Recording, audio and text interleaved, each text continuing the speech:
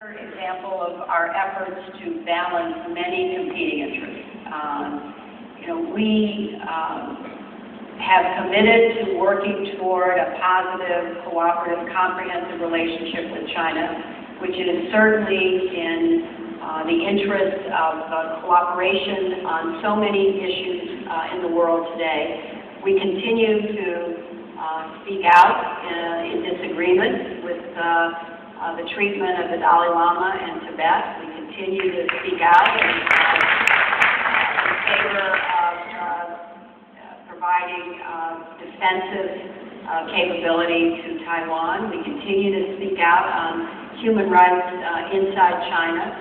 But we also work very hard to have China on the side of sanctioning North Korea, sanctioning Iran, working to implement those sanctions, participating in the international effort against piracy, looking for ways to partner on clean energy, on finding some opportunities to work on development in Africa, where China has many contracts in the exploitation of natural resources, and we want to try to better find ways to assist the people in those countries by working together.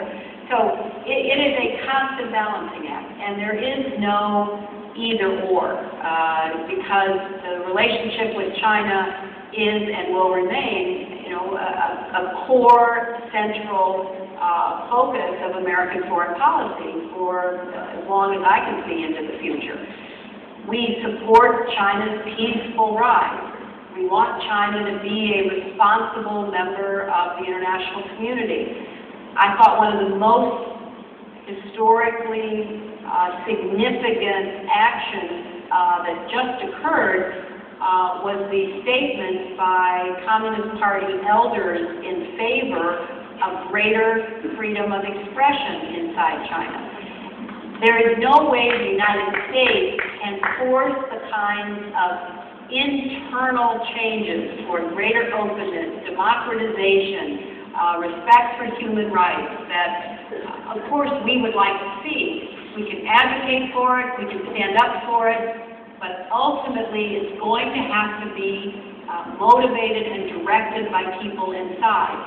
And there will be a day of reckoning, just as there will be on the currency, that pursuing a policy of devaluing your currency is not a long-term strategy for economic success.